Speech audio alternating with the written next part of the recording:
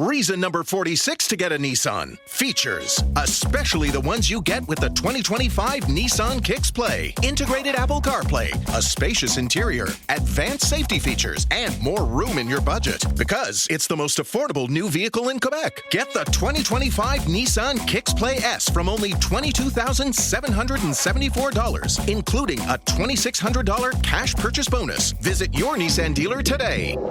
Until March 2nd, conditions apply. Details at Nissan.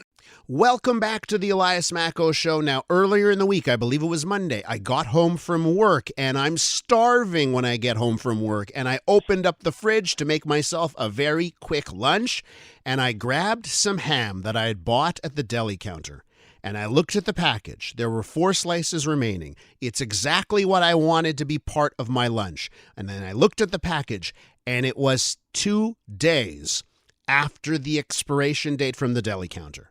I took it out. I looked at it. It looked great. I sniffed it. It smelled great.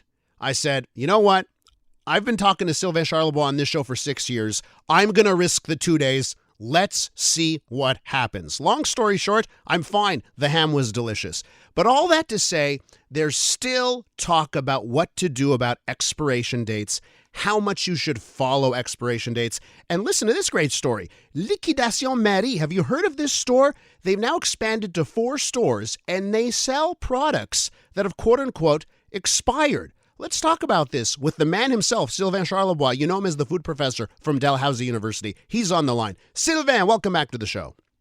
Hey, thank you. So, Sylvain, and part of this is because of our conversations. You told me once how you ate some yogurt that was 4 or 5 months after the date, and you're fine. Yeah. So I've been risking things maybe a little bit more. But let's talk.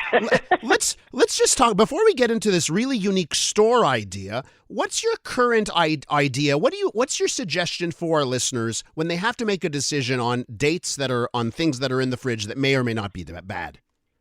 Well, I think we all have a food rescuer in us.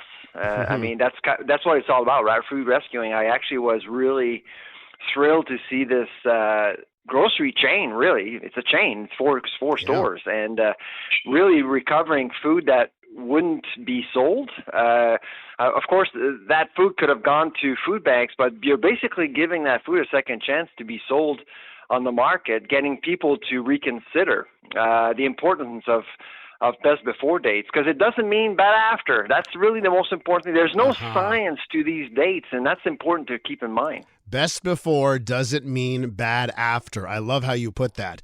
And just on that front, right? Like I'm looking at some of the things that are at this store, the Liquidation Marie store. So a Kraft dinner box. Every single Canadian knows about that iconic Kraft dinner box. You know, now you go to a grocery store, it's $2.50, $3 at times. I know. And this store's selling it for 80 cents. So, yep. You know, I've always looked at that powder that comes in the box and say, well, geez, could this possibly ever go bad? You know what I mean?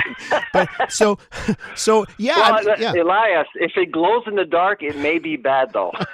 Well, so that's it. Maybe it's bad for you. But I think like a lot of the stuff, Sylvain, would you say a lot of the stuff that we buy in the grocery store that comes in a box really has quite a long life?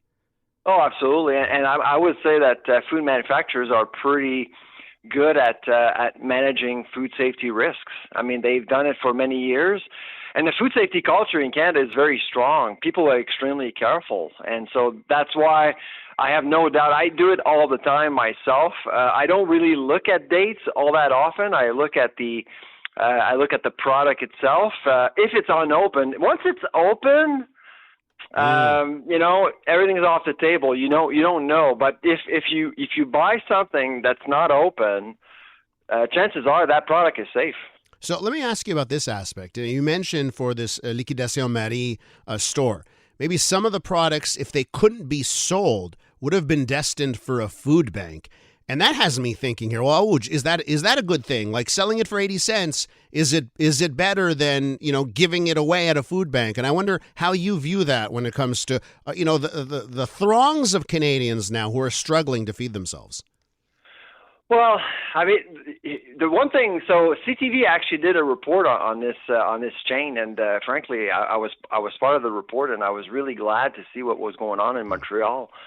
But in the report, if you actually watch, that chain received complaints MAPAC actually did receive complaints from retailers saying, well, it's not loyal competition. It's not fair. Not fair, yeah. And I got to tell you, I got upset. I mean, seriously, this is not good. You want to give more options to people. You want to give more affordable options to consumers, especially consumers who are struggling out there, and there are many of them. And so, good on that chain to actually service the public.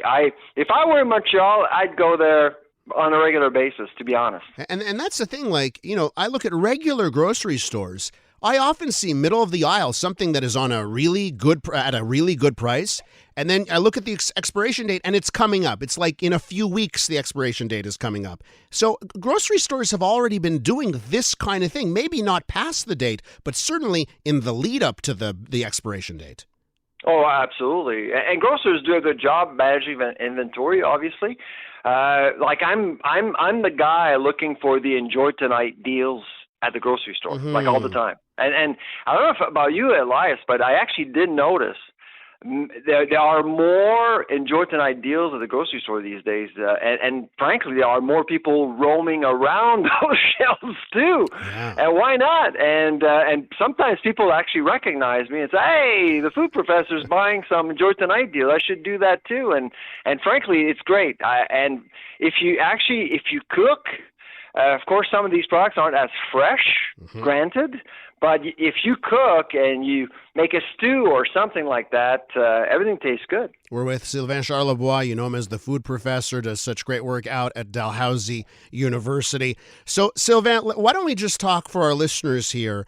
I'm thinking about flour, granola bars. So it's really interesting. I had a cashew bar this week, and it had been in my cupboard for far too long. We sort of got sick of them after a while, so they'd been in the cupboard.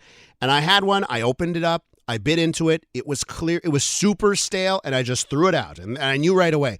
But so for our listeners here, the flour, granola bars, other types of shell products, what's your advice to our listeners who are listening on how far they can take it, and what should they be thinking about when they're making purchasing decisions or looking at stuff that's in their pantry?